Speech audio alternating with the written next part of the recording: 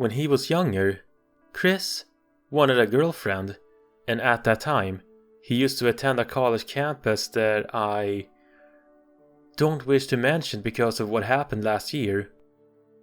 I'll get to that in just a moment, but anyways, at that time, Chris may have felt lonely and hungry, if you know what I mean.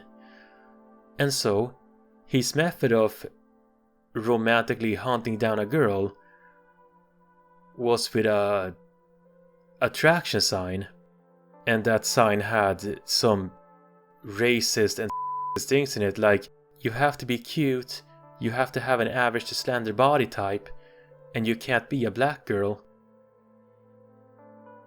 This used to be Chris's way of looking for a boyfriend-free girl.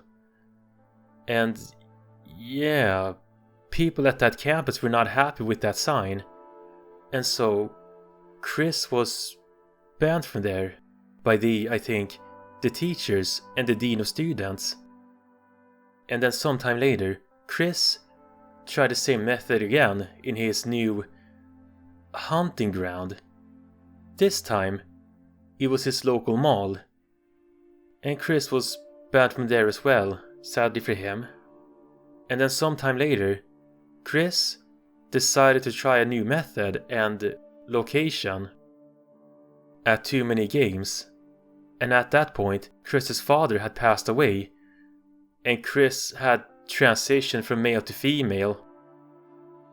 So, Chris attended Too Many Games, and he got a bit too touchy and kissy with the attendees. And then what happened? You guessed it. They too had to kick him out of there. And some fans would jokingly call it #MeTooManyGames. Over the years, people have tried to explain to Chris, hey, you're not gonna go on a date with anybody with that kind of method. Ever. Please, Chris, understand. But Chris doesn't listen to those people, and instead, them explaining it to him, why it's not gonna work, only makes him even more stubborn, it seems. So, what should be done with Chris when he doesn't understand that he's, in fact, stalking and creeping girls out? When I look up Chris on different sources, Chris comes off to me as that he sees himself as a hopeless romantic. But how did it end up for Chris in the end? Did he ever figure out that his methods are not working? And why did Chris do what he did, without realizing for a long time that it just wasn't gonna work out that way? That's what I'm going to try to analyze today, and what today's topic is.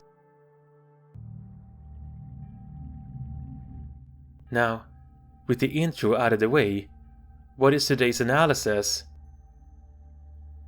Christian, stalker, or a hopeless romantic?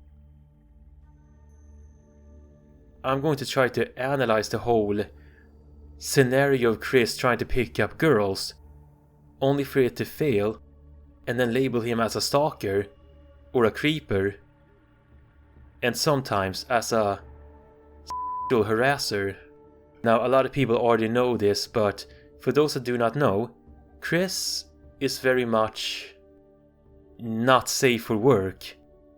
So if you have a weak stomach or don't wanna feel uncomfortable, then you're very much welcome to click off this PodVid right now.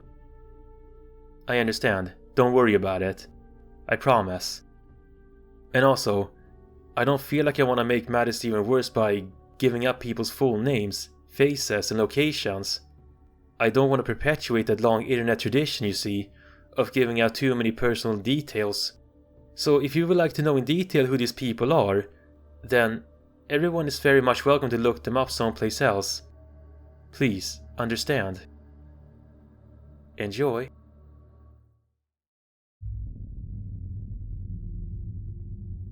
So, like I said in the beginning, Chris, from the way I interpret all of this that I'm looking up, both reading and then watching on YouTube, Chris used to unintentionally stalk girls at the college campus he attended. And I feel like labeling his stalkerish and creepy behavior as unintentional because of the fact that he doesn't seem to realize that what he does is actually a bad thing and unlawful at times. And that is the question I would like to ask everybody. When it comes to Chris, exactly what is a stalker or a creeper? Is a creeper / stalker something that is defined on an individual level, or is there a universal written down definition for it? How do you define a creeper / stalker? How does Chris himself define a stalker or a creeper? Does Chris, in his description and definition, see himself as a stalker? And has he ever admitted that what he does is, yeah, it is bad, it is creepy and all? Did he ever admit that? And does Chris have the same definition as everybody else does? It has also come to my attention that I have a lot of people who may have picked up on the wrong theories of my person.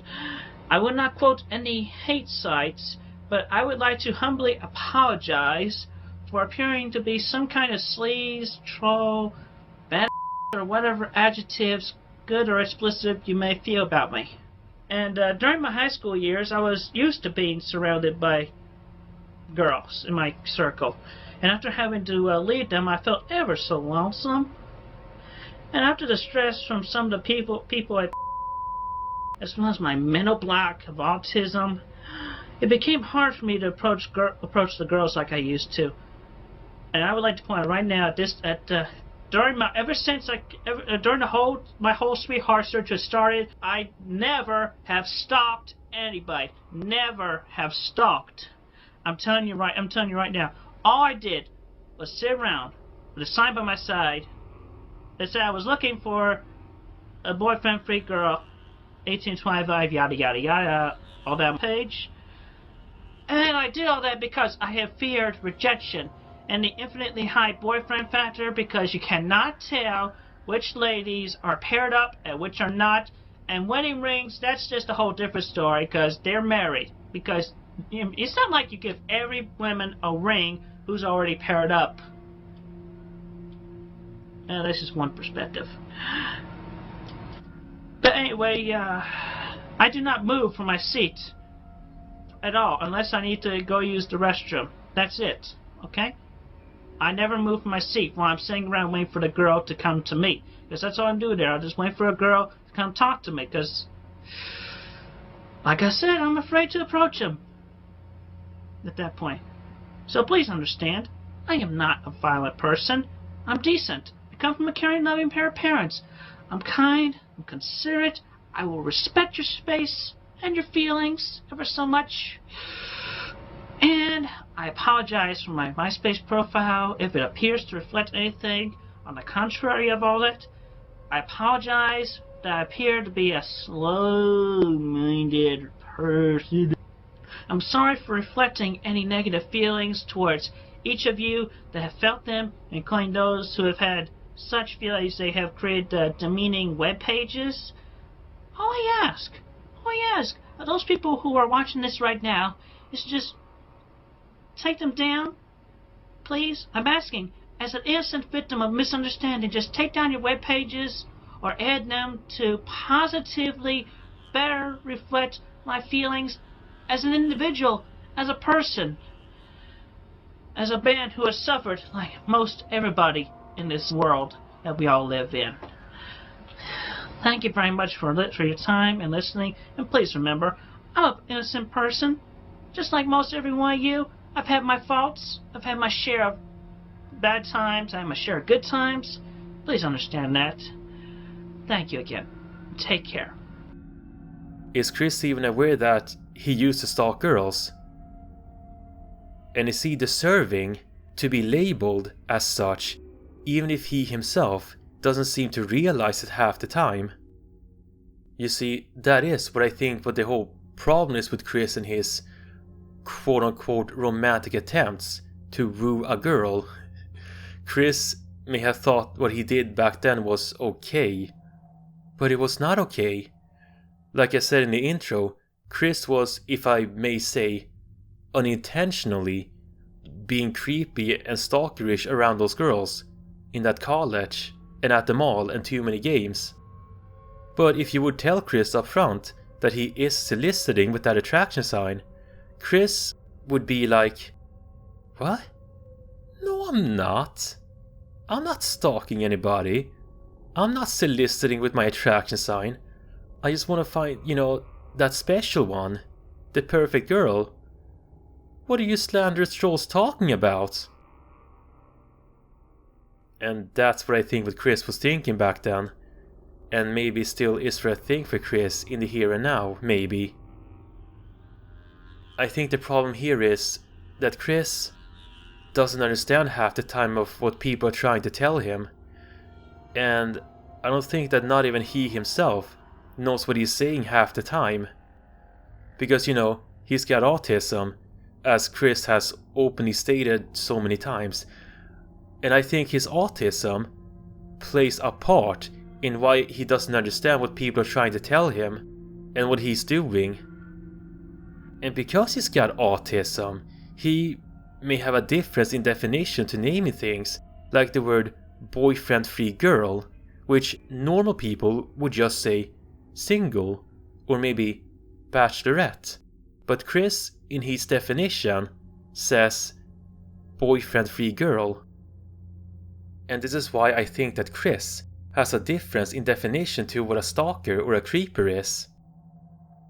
When people called him back then, a creeper or a stalker, maybe Chris was thinking, "No, I'm not a stalker." Maybe he was thinking that way because maybe he saw himself as the main character of Planet Earth.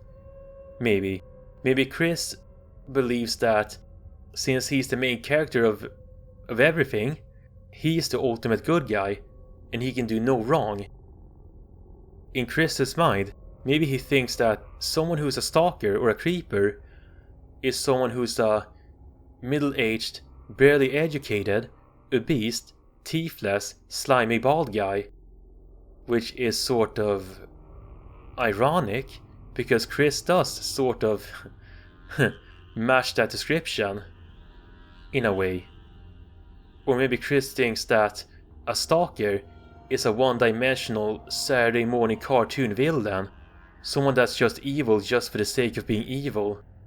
But that's not what actual real-life evil is, or what an actual stalker looks like. Sometimes a stalker does match that description. The bald, teethless, barely educated obese guy, sometimes it is a match. Or a little bit vaguely like Christian. An evil stalker can be anybody, really. And sometimes stalkers prey on an opportunity.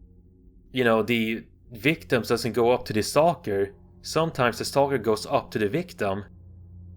And it all depends on the situation or the moment.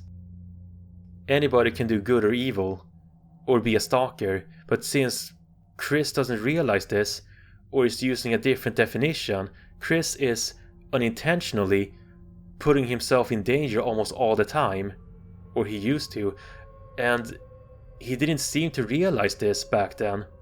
He didn't seem to realize that his unintentionally evil actions put him in so many uncomfortable situations and what have you.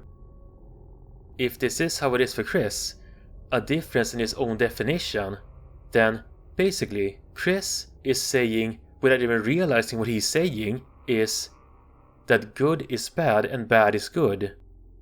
So maybe Chris, in his mind, sees his stalkerish behavior as him being a misunderstood, hopeless romantic.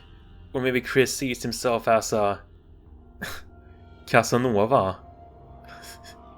Maybe Chris believes, or used to believe, that his stalkerish behavior is something that girls like, but that's not what girls like.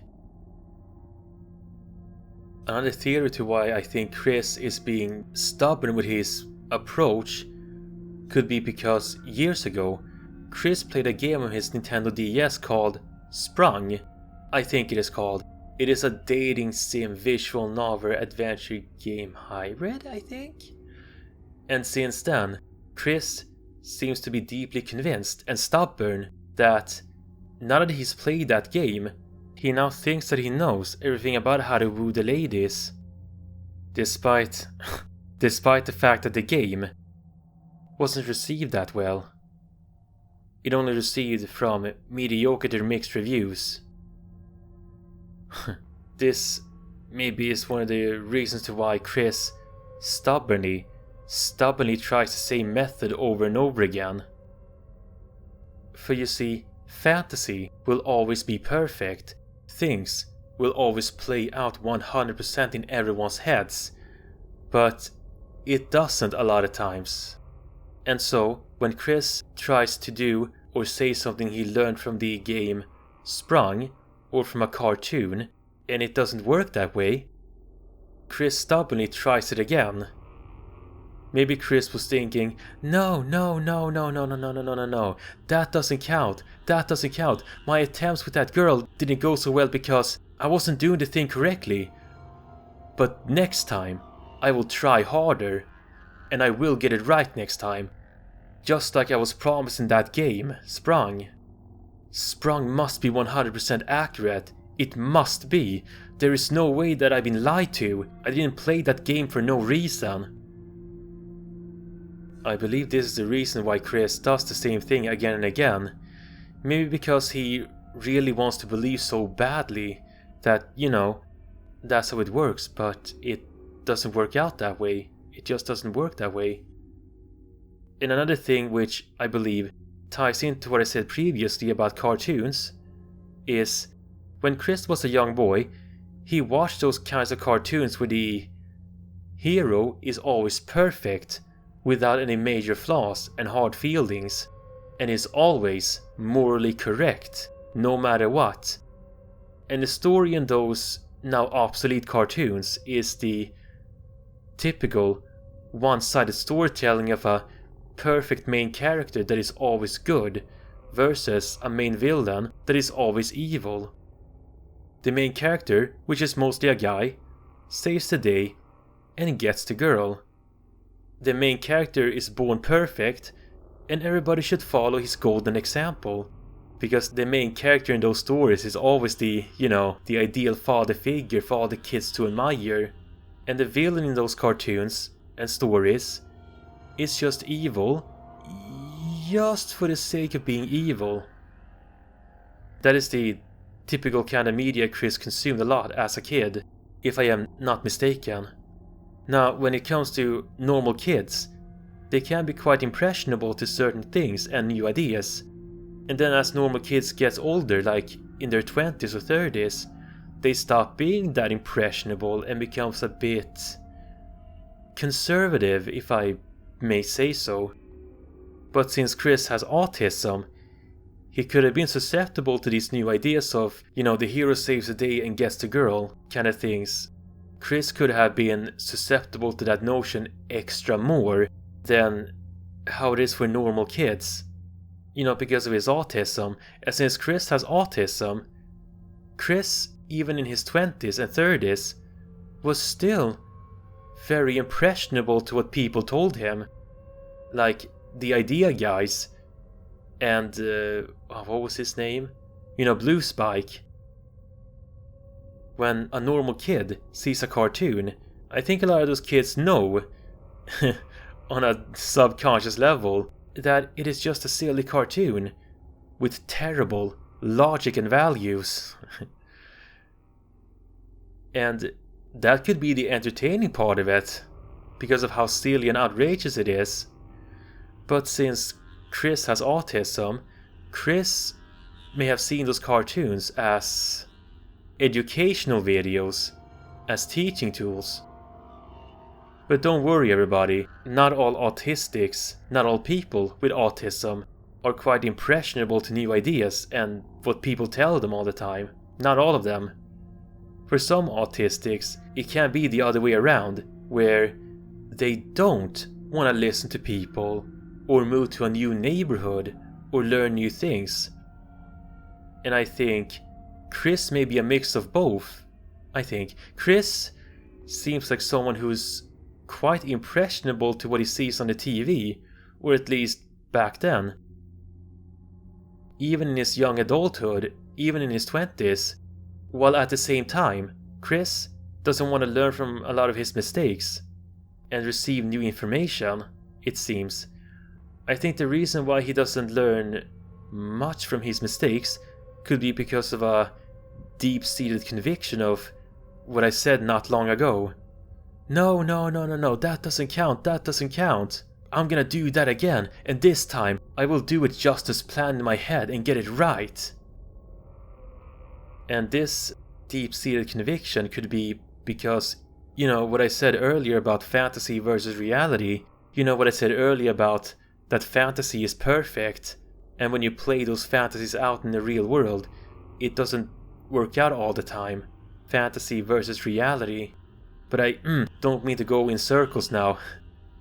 But I think all of this goes back to what I'm trying to analyze. Why Chris doesn't realize that his stalkerish behavior is actually bad for him and for the people around him. But it's not like someone told him to stalk girls or be a creeper. No, I don't think so. I think what happened was Chris watched those kinds of cartoons as a kid. He played Sprung. And then he was under the impression that he now knows everything about girls and how to pick them up. When Chris tries a pickup line or tries to flirt with a girl based on what he learned from that game Sprung and from those cartoons, and when that pickup line or that thing he saw from the cartoon doesn't work that way, maybe Chris becomes even more pissy and stampy, and then Chris, it seems, doubles down and does it all over again, in rage it seems. And then he tries to do the same thing all over again, it seems. But now, I don't wish to make myself misheard, but do you remember what I said previously about Chris being impressionable to the TV? Let us not put all autistics in the same box, okay? I am not in any way saying, let's take away all the video game systems, smartphones and TV from all the autistics so that they don't end up like Christian. Because one Christian is just enough as it is. No, that's not what I'm saying. Many people do argue that Chris became this way because of the TV, but from my interpretation that's only half true. I argue that Chris ended up in this way because his parents' poor decision making, I feel. Like denying Chris any kind of special education or training for his autism. But what I'm really trying to say is, if early intervention was made available for Chris from the right people at the right time, then Chris wouldn't have been so obsessed with those girls in the past, If, his parents had coached him, or if they hired a social coach, a coach that is well read and experienced in handling people with autism, a type of coach that can teach Chris on how to be independent, how to be mature, and how to speak to normal people, then I argue that Chris would have been able to live a mostly normal, healthy lifestyle, mostly. Because, autism is never going to be cured like that. You can't cure autism with, coaching programs, but, you can lessen it. You can lessen the severity if you have the right people at the right time and what have you. From the way that I look at Chris's history with girls, he seemed to do what he did without completely realizing why he did that, it seems. But did Chris truly see girls in that way because he watched too much TV? I wouldn't say so entirely, but what I am trying to say is he may have seen them in that way to a certain level, maybe. But I argue that since his parents didn't seem to play a big part in his life, Chris seemed to heavily rely on the TV to tell him about, not just about the damsel in distress, but also about everything else, basically. I think this is the case because, like I said, his parents weren't playing much of a active role in his life, it seems. I mean, the way Chris is talking in his videos, It sounds to me like those very cheesy 1990s Saturday morning cartoons. You know, rad to the max, man. Let's do this cool thing, bro. You know, those kind of dialogues and what have you. You know, the kind of a dialogue you would hear from a a stereotypical surfer or a skateboarder or something like that. But Chris doesn't talk like that 100%. Not 100, but it sounds to me like something like that. But if I was Chris's father, I would tell him, "Son, I know you love these silly and dangerous cartoons and what have you, but you do realize that it's not real. You do know that an actual girl would never cry just like that and throw herself in the arms of the hero. It doesn't work that way in real life. Also, there is no one and only singular all-good hero of planet Earth. No, everybody, every living person alive right now is the main character in their own story. You, Chris, you are the main character of your own story.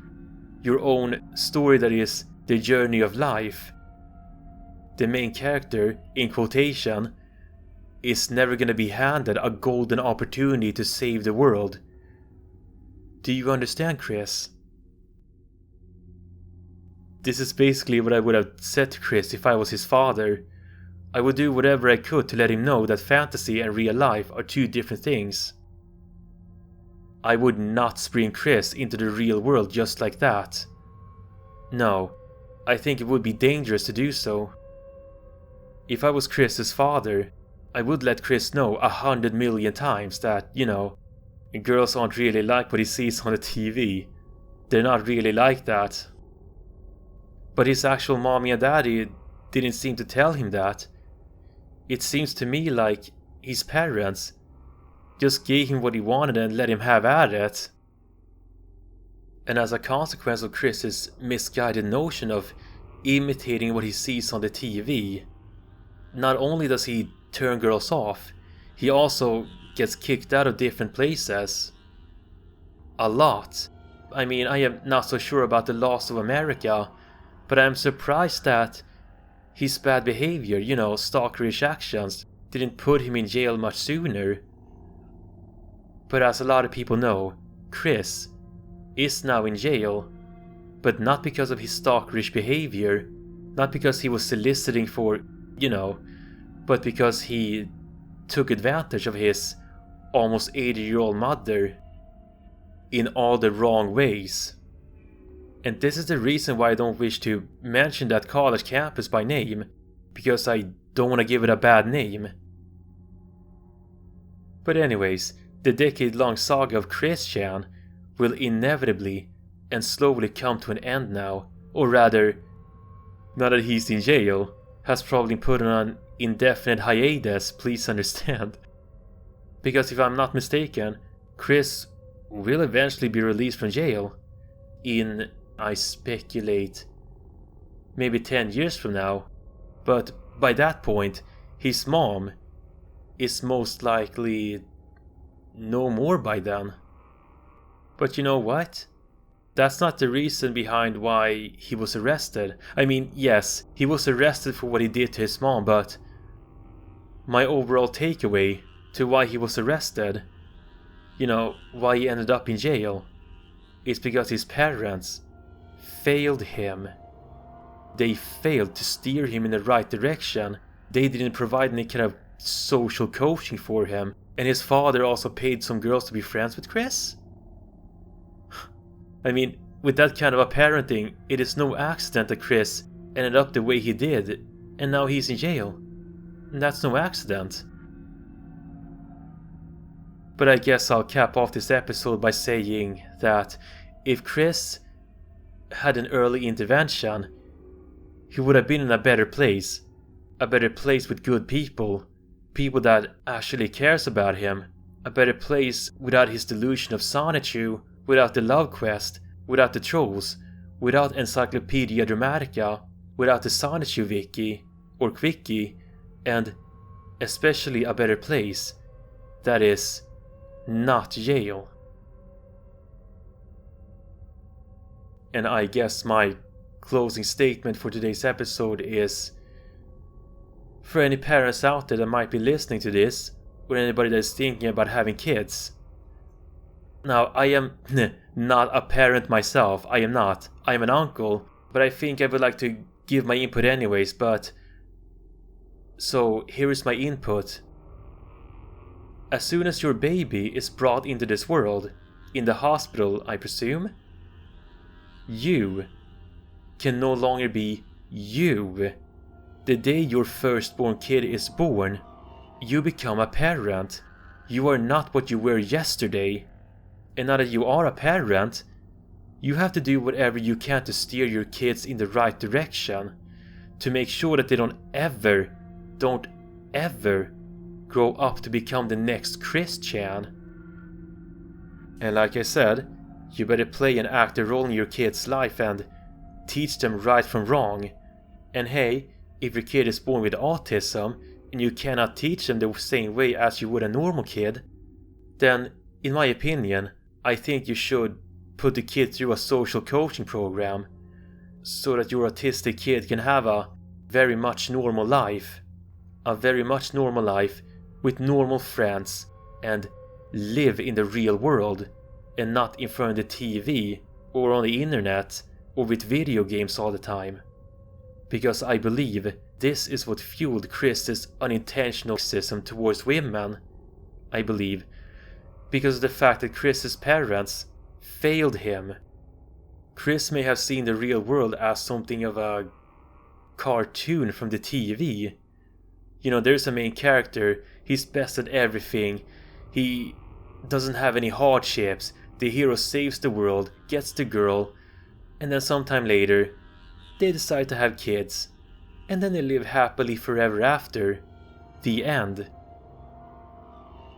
And that's the kind of mentality an autistic person may develop when they're not properly prepared for the world, when they're not properly taught or coached about anything. Not only hasn't Chris been properly coached, I actually don't even think that Chris had even taken any philosophy courses. This too, I presume, is also the reason why Chris doesn't understand much about the world. But anyways, everyone, thanks for tuning in to my brand new series of Analyzing Christian. I hope you all enjoyed it and found what I said as either informative or entertaining. Either way, if there's anything you'd like to ask me or point out, then please go ahead and do so in the comment section below. Thanks for tuning in and bye bye for now.